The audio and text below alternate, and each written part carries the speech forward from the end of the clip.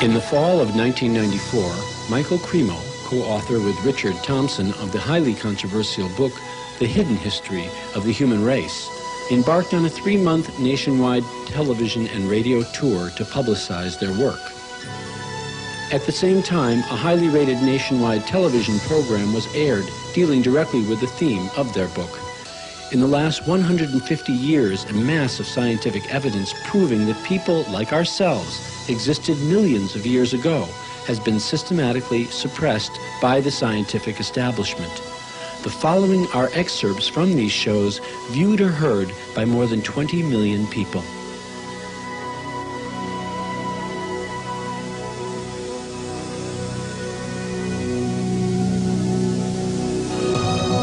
Why would thousands of artifacts be ignored by mainstream archaeology? They show the unthinkable. Images of man battling with dinosaurs. Reptilian creatures interacting with men and women. Ancient inscriptions on stones depicting complex surgical procedures. And carved metallic spheres found in rock strata 2.8 billion years old. This evidence points to one conclusion, that the history of life on this planet may be radically different than what is accepted today.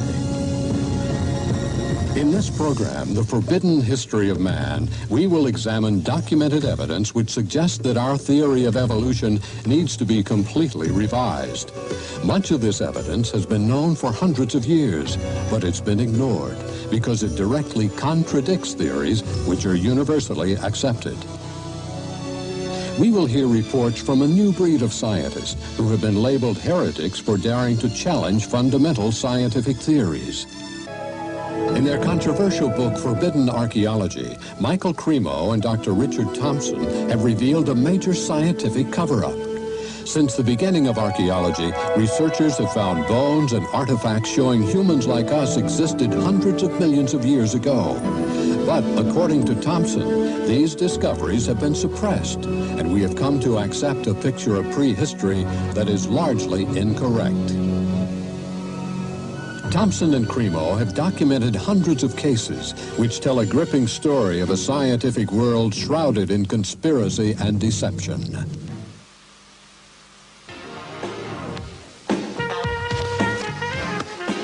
And welcome back to 43 Focus, and please welcome Michael Cremo, who's the co-author of this book, The Hidden History of the Human Race.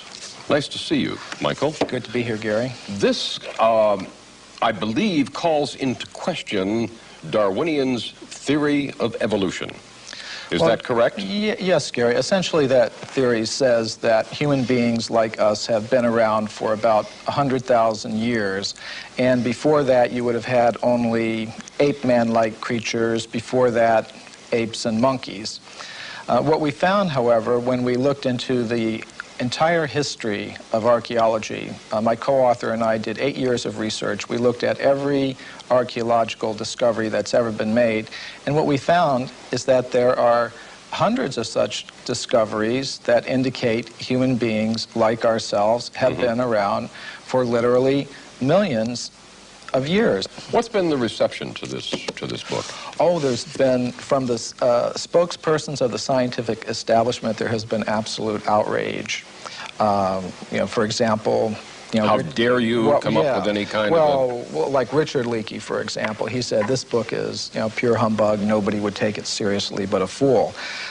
On the other hand, we've had many scientists and scholars say this is a wonderful book. It's really great that finally somebody has brought together all this evidence, because a lot of it's not available in English. You know, we had to do 8 years of research, translate papers from German, Russian. You referred to in India the Vedic literature? Well, yes, what is that? I was saying in the beginning that we do take our inspiration from these ancient Sanskrit writings of India.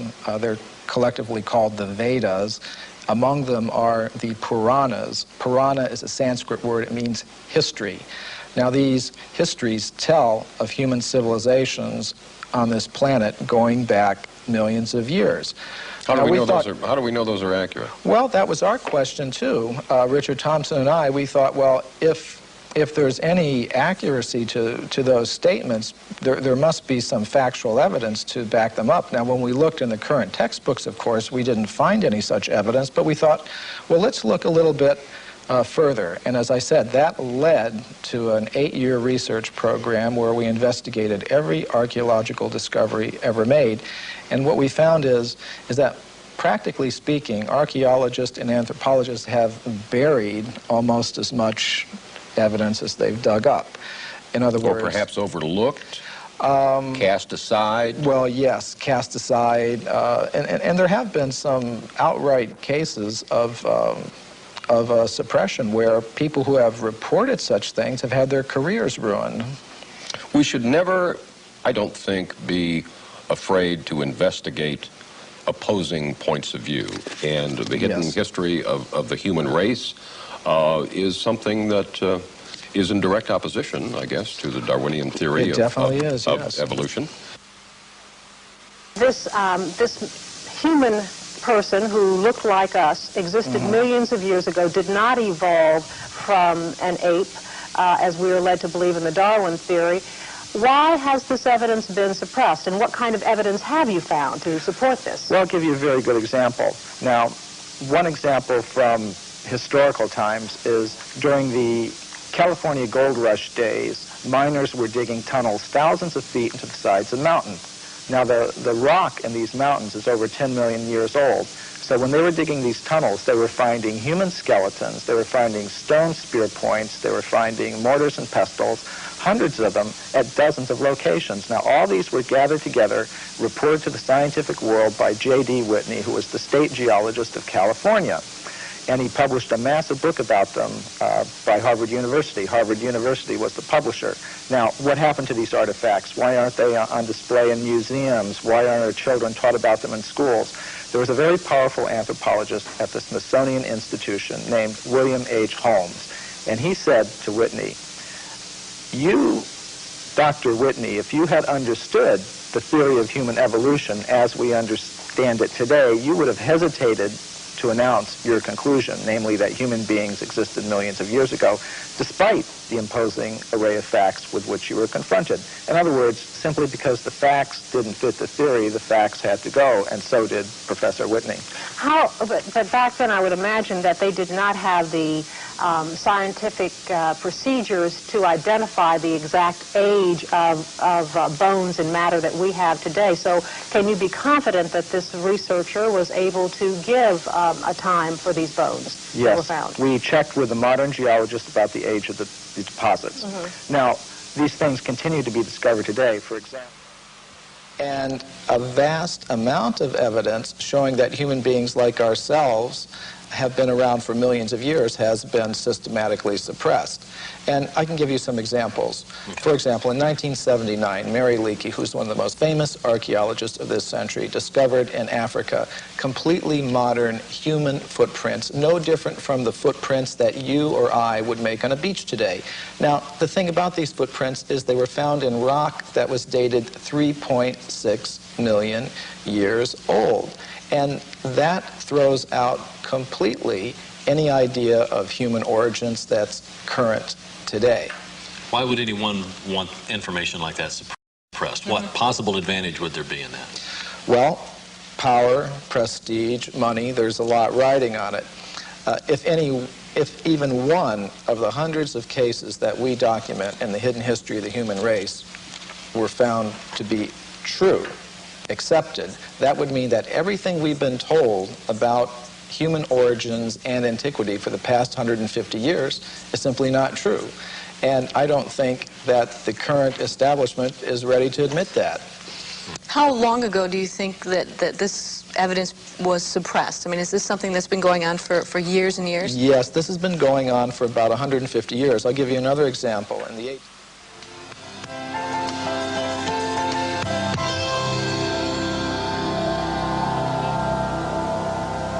Following what it is that you have uncovered from other people's findings in this type of thing, do you believe that man existed with the dinosaur, for example, to give people a general idea of how to pinpoint? Right, that's a very good question, Michelle. And from the evidence that we've uncovered, we have some very good reports of a human presence even before, the time of the dinosaurs. For example, in the 1840s, there was a scientific magazine called The Geologist, and it reported that in Macoupin County, Illinois, which is right here in North America, in the United States, a human skeleton, just like ours, had been uncovered in a coal mine, in solid coal, 90 feet deep underneath the ground. Now, Richard Thompson and I were able to discover from the reports exactly where that occurred. And we talked to the Geological Survey of the state of Illinois, and we asked them, well, how old is the coal there? And it turned out it was 300 million years old, which means it's older than the Jurassic, that word everybody knows now, that refers to the dinosaurs. In other words, it was older than the age of the dinosaurs.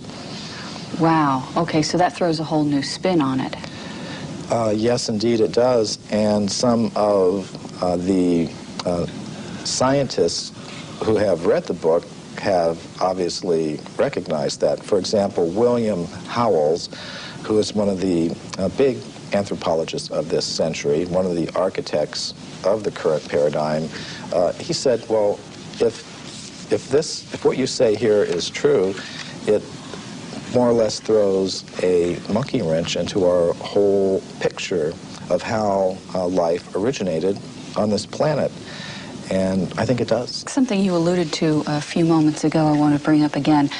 You talked about man coexisting with apes and coexisting with another kind of ape-man creature, and you again mentioned North America, and I think, of course, there's always been a lot of interest in Bigfoot, which is essentially where this is coming from. Some of the information that you brought forward is that this is just a descendant of this same wild man creature that was existing years ago. That's a distinct possibility. Now, when I first heard about this subject, I was extremely skeptical. But what turned me around is when I began to read reports about these creatures by very well-respected anthropologists. For example, Grover S. Krantz, who's at the University of Washington, up in the Northwest. He has extensively studied the footprints of these creatures, and he says they're biologically convincing. There is no possible way that they could have been hoaxed, and he's pretty well convinced that these creatures do exist. So that's the sort of thing that convinced me that there is a very good chance that they're there, and from the descriptions of these creatures, they seem to match very well some of the descriptions that we get of the ape-man-like creatures that supposedly existed millions of years ago. Okay, so, but yet we keep coming around to the same thing. People just don't want to believe it. They just, like you said, well, they're skeptical. They go, oh no, that's just a hoax. They're not hearing the information that noted scientists are finding. Well, all we really wanted to do in our book is put the facts on the table, all of them, not just the facts that you will see in the current textbooks, but all of the facts that are relevant to this whole subject, and let people draw their own conclusions. One of the questions I first came up with when I was reading the book that you did answer in the book that I'd like you to explain was that I said, well, gee, don't we have all these machines now that can look at the footprints or the bones or whatever, and that will just tell us how old it is?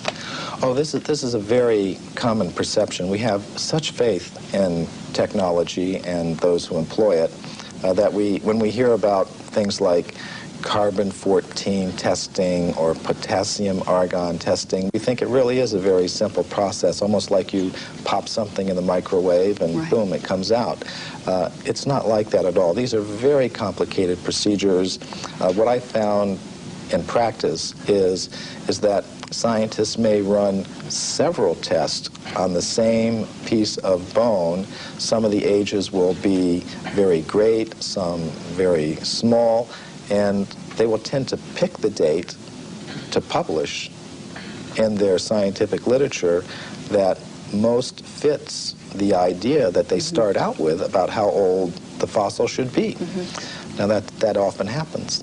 What do scientists and researchers have to gain by distorting their findings? I mean, you would think that if they truly think that they found evidence of man pre-existing the dates that we take for granted right now, that they would want to be published, that they would want people to hear about this, that they would get their name up in lights, as it were, as making this remarkable discovery. Why is this so suppressed? Well, there are tremendous pressures for conformity within the scientific community. For example, for every academic post that opens up, every professorship that opens up in an American university, there are generally hundreds of applicants. Mm-hmm. And it does not help your reputation if you go reporting things that should not be reported. It could be very bad for one's reputation. And in our book, we document several cases of that. For example, Virginia Steen McIntyre. She's a geologist who I personally know. She lives in Colorado now. She went to Mexico in the 1970s, and she was a geologist with the U.S. Geological Survey. She dated a site there where some human artifacts have been found at 300,000 years. Mm-hmm. All her test results showed that that was the age of that site.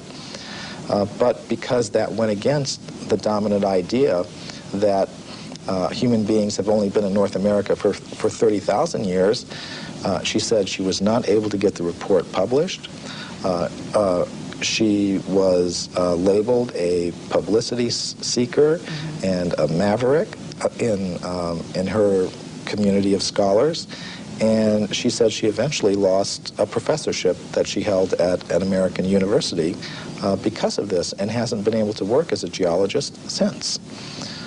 Now, this is not the normal picture that we have of how science works, but unfortunately, these are the sorts of things that can happen, and these are the sorts of pressures that can be applied in order to keep a certain view intact. Mm-hmm. So what do people need to do now? They apparently, we need the public to open their minds up a little bit more to alternative ideas to what we've been taught. Well, I think one thing we need to do is develop a little bit more of a healthy skepticism towards pronouncements from spokespersons from the scientific community. Just as we've learned not to accept without question every pronouncement that may come from the press secretary of a politician or the public relations office of a corporation. We may want to dig a little further, keep an open mind, have some healthy skepticism, and I think perhaps we've placed spokespersons from the scientific community on a little bit of a pedestal, and we may need to give them the same sort of treatment that we would give to spokespersons from other groups in society. The Bible answers the riddle of our origin in 4 simple words: and God created man. Darwin looked at monkeys and saw Michelangelo. But for modern anthropologists who try to put a name and a date to the dawn of humankind, the answer is constantly changing. Fossils discovered recently in Ethiopia put our earliest ancestors at around 4.4 million years, but some scientists believe that there is evidence that we are much older than that. On an archaeological dig in Hueyatlico, Mexico, Dr. Virginia Steen McIntyre discovered tools that predated the earliest known humans. Her find created a storm of controversy. Don't really want to be in the center of a controversy. I never asked to be in the center of a controversy, but I'm here, and doggone it, I want to get the information out. I want to get at the truth. I guess that's what it is. Why does Dr. Steen McIntyre feel the need to protect her artifacts from her more mainstream colleagues? Why are contradictory findings being met with contempt instead of excitement? Some researchers charge it's because these new findings would turn modern anthropology on its head.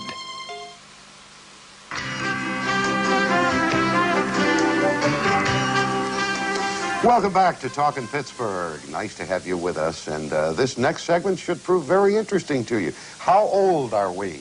I mean, as a race. How old are human beings? How long have we been on the face of the earth? Well, science says one thing, and this book, The Hidden History of the Human Race, says a major scientific cover-up is exposed, and the claims that scientists are sort of hiding things. Michael Cremo is an author and researcher specializing in the history and philosophy of science, and he, along with Richard Thompson, incidentally, Richard Thompson got his PhD in mathematics from Cornell University. Michael Cremo, what is your background? More in journalism? I'm an investigative writer. Investigative writer. In other words, you did most of the writing of the book? Most of the writing and investigating. I have to give you credit for this. Here's one testimonial that says, hidden history is a detective novel as much as a scholarly tour de force. The murderer is not the butler, neither is the victim, a rich old man with many heirs. The victim is man himself, and the role of the assassin is played by numerous scientists. That's in talking about this book. And down here, this is where I give you credit. You put in here, here's another testimonial. Your book is pure humbug and does not deserve to be taken seriously by anyone but a fool.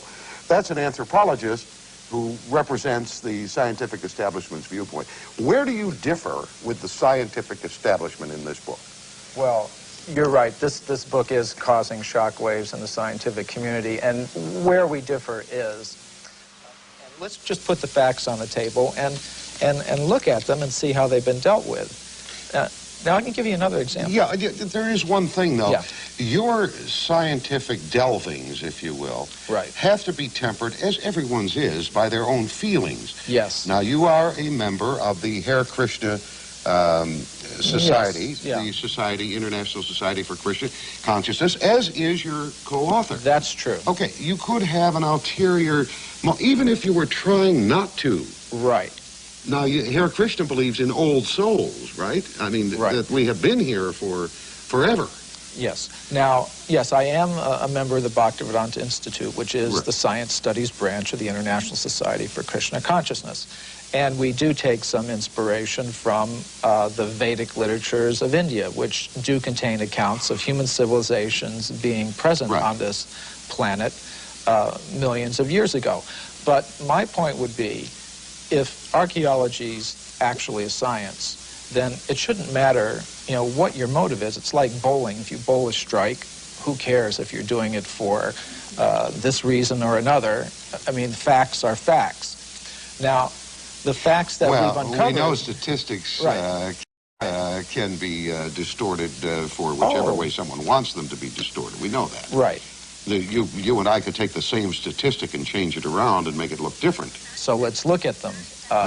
And on the other hand, other people, and I think we've documented this in the book, that there is a commitment to this idea that we have a recent origin on this planet that is itself biasing the presentation of the Let me facts. tell folks, if they want to learn more about what you've written about, The Hidden History of the Human Race is the book. And this is Michael Cremo. I thank you so much for being with us. We have run out of time. Pleasure to have been here, Ron. Very nice to have you with us. Check it out if you're interested in the history of man and find out if you're 1 million years old, 2 million years old, or just 100,000. Have a wonderful day, a wonderful weekend. Stay tuned now for Dela Cruz. She'll be along in just a few moments. I'd like to move along here in some of the additional myths that you have listed here, Michael Cremo.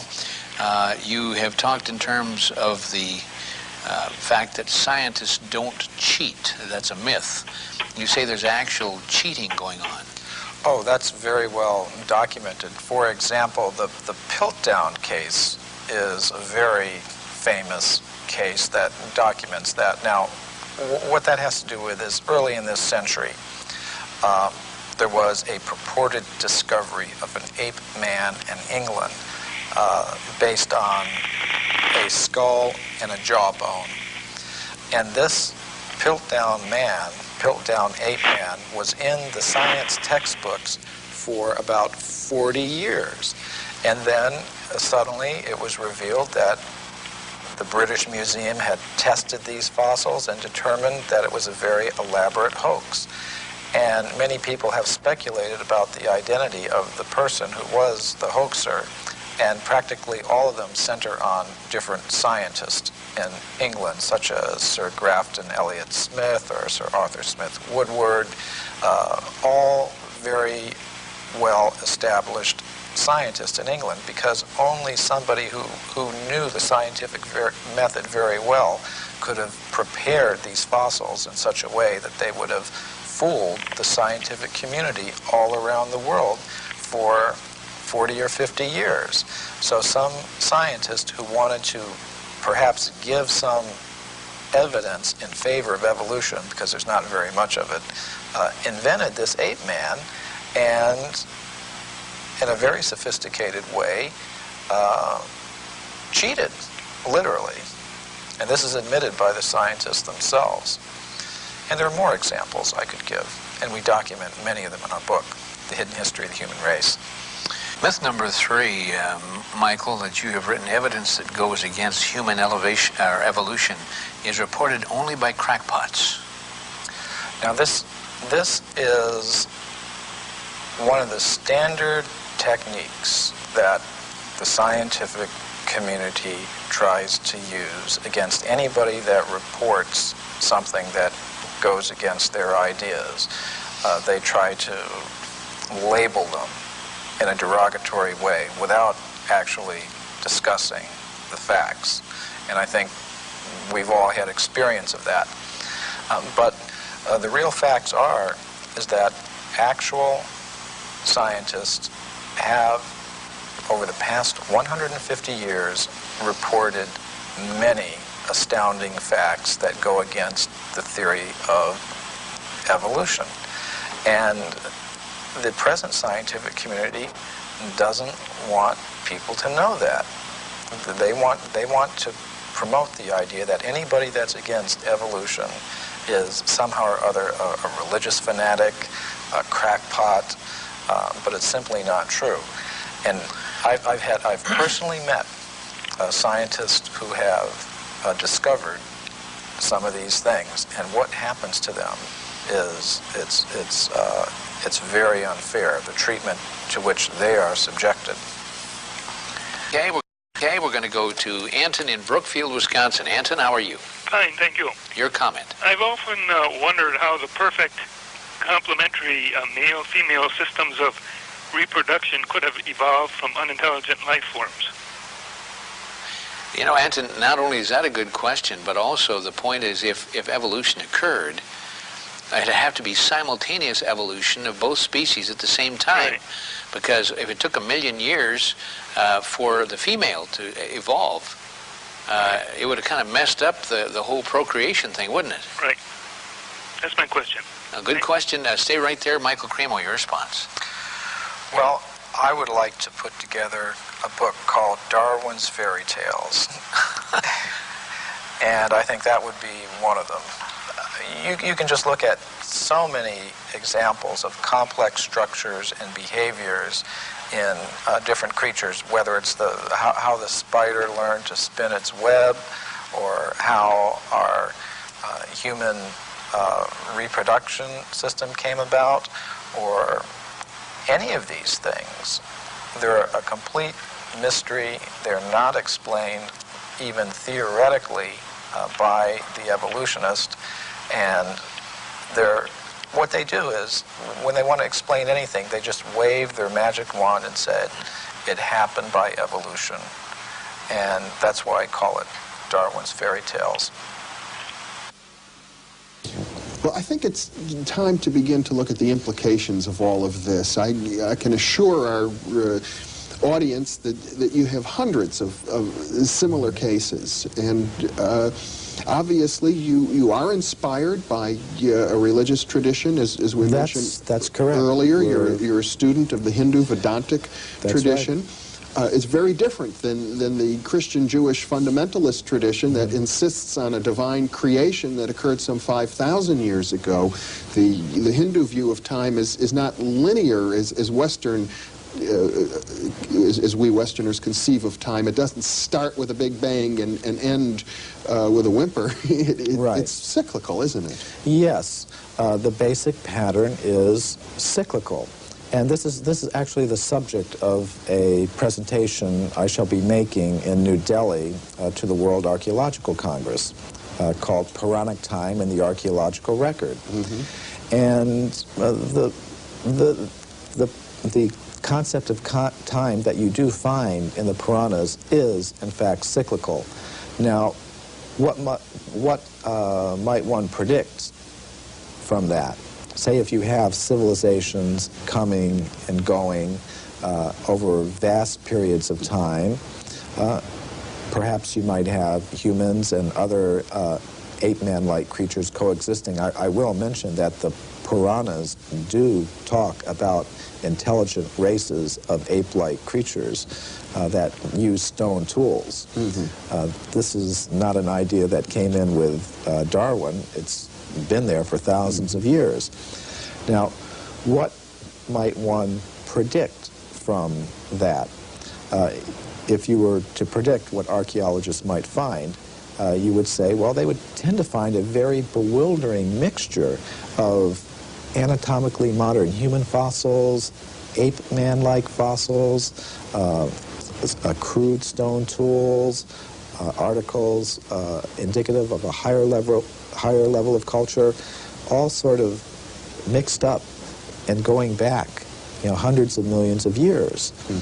I think you might also predict that given the biases of investigators towards a linear progressive idea of time, with things beginning in a very simple state and progressing in a linear fashion to a more advanced state, that they might edit that record to conform to their linear progressive biases. And indeed, both predictions we found in our investigations do come true. You actually do have that very bewildering, mixture of advanced artifacts and bones mixed up with more primitive ones, going back hundreds of millions of years. And you also do find a very systematic editing of this record to conform to a linear, progressive, you might call it evolutionary, view of things, which is quite amazing. Of course, if we have this sort of cyclical picture, circular picture of things, much of conventional science will need to be readjusted, and naturally, I suppose it's only fair to say that Vedantic thought has many other ideas about the nature of time and space, the nature of spiritual dimensions. I believe that your view of things would be that rather than say that humanity evolved from simple celled creatures, that in some sense we rather descended from spiritual planes. Yes, and this is a matter that... Ron in Waukesha, Wisconsin. Ron, how are you?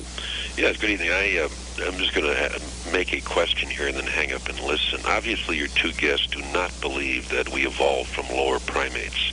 And interestingly enough, one of them comes from a Judeo-Christian background and one not. Right. Now, my question is, if we did not, then where do you two people feel we did come from? And I'd like some hard evidence of a Garden of Eden. Thank you. Okay. Actually, this is the subject matter of the next book that Richard Thompson and I are working on. We call it Human Devolution because from the evidence that we can see, it appears that if our origin is not on this planet, we did not evolve from apes on this planet. We come from a higher spiritual dimension of reality. There is creation involved. We have a relation with a supreme spiritual being, and that is what the actual evidence suggests. Now, to make a scientific case for that, we have to, first of all, show that there is more to reality. There is more to the human essence than just atoms, just chemistry. Now, this is another whole subject, and it took 8 years for us to do the research for the hidden history of the human race, and we wanted to do all that research so we could make a convincing case, and we're now in the process of making such a convincing case for human beings as being ultimately spiritual in origin, and we intend to make a very convincing case for that in our next book.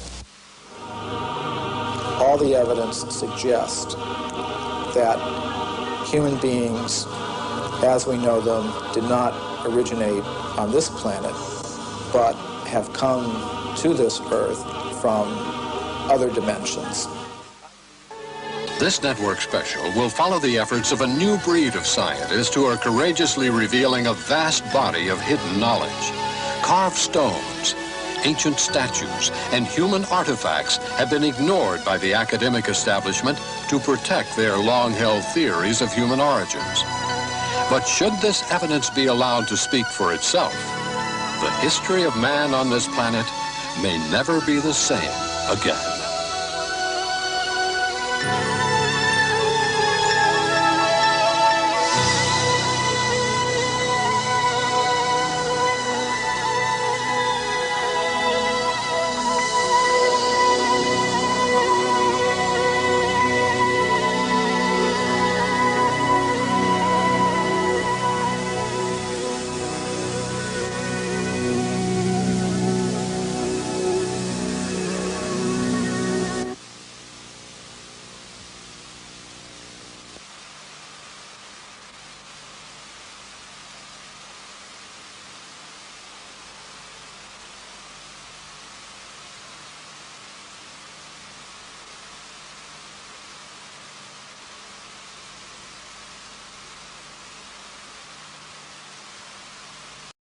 The complete title is Human Devolution, a Vedic Alternative to Darwin's Theory.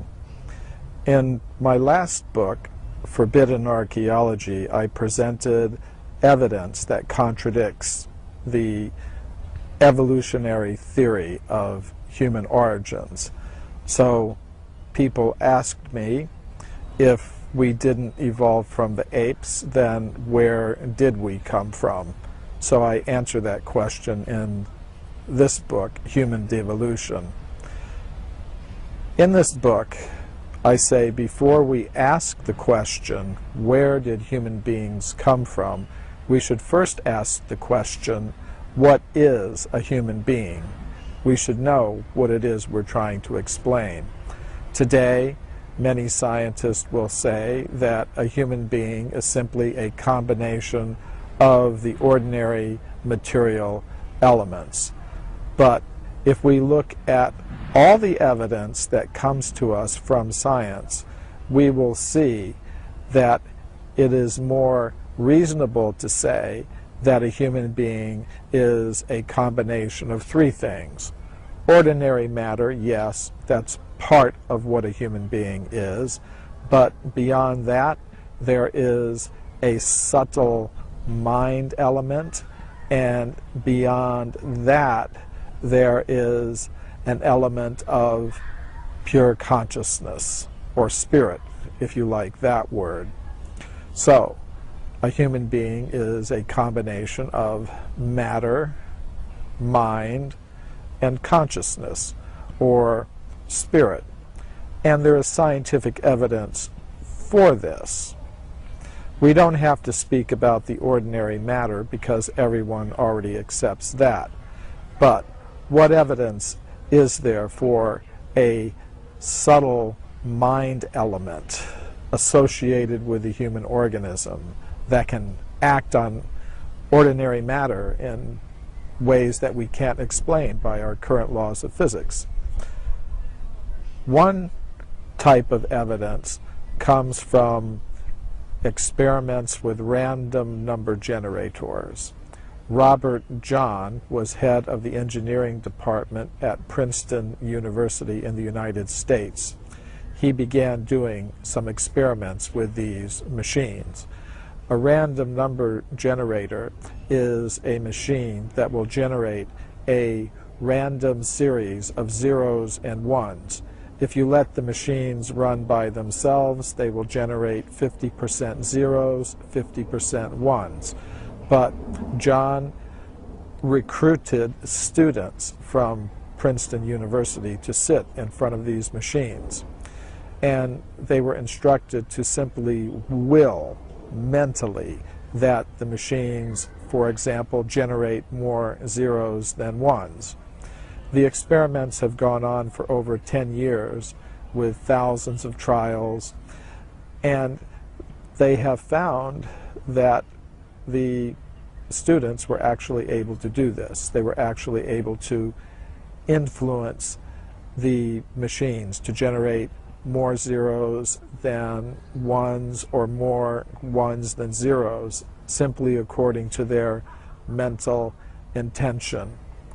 This provides evidence for a subtle mind element associated with the human organism that can act on ordinary matter in ways that we really can't explain by our current laws of physics.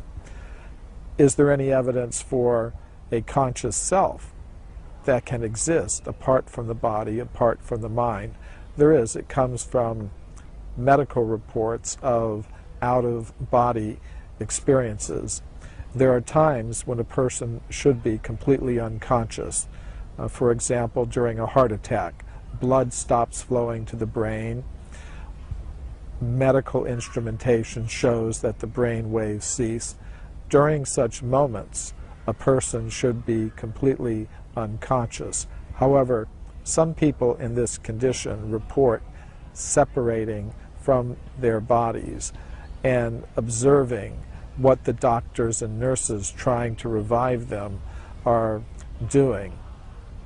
And these experiments have been duplicated in many countries. Physicians in many countries have noted this phenomenon and have concluded it is genuine.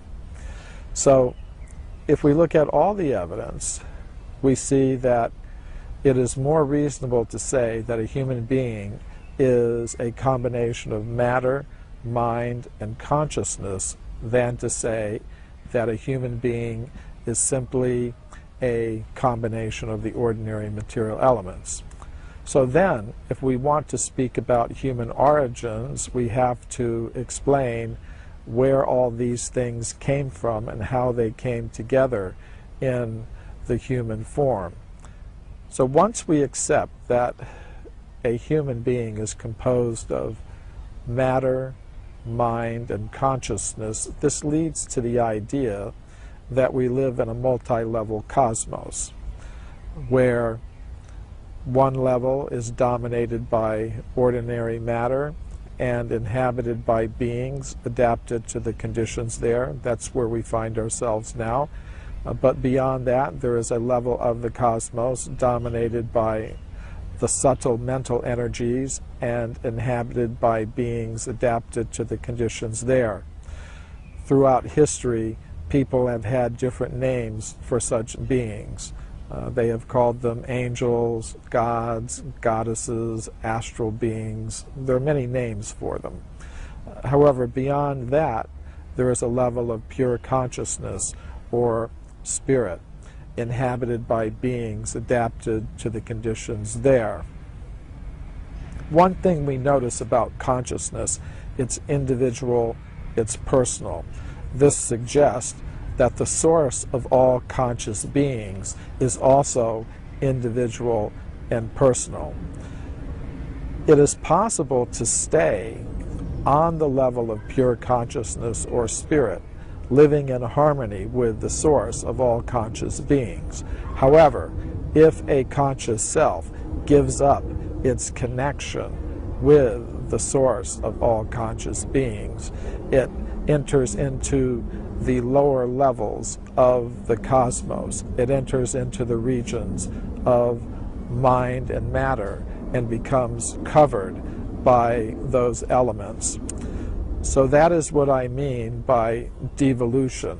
It's the process whereby a conscious self departs from the level of pure consciousness or spirit and enters into the lower regions of the cosmos, becoming covered by the lower elements of mind and matter. So, to put it very simply, we don't evolve up from matter, as many scientists now believe. Rather, we devolve or come down from the level of pure consciousness or spirit. But it is a process that can be reversed. Every great spiritual tradition of the world has some process of meditation, prayer, or yoga, which is meant to help restore the conscious self to its original position, to free it from its coverings of the lower energies. And that is the actual purpose of human life.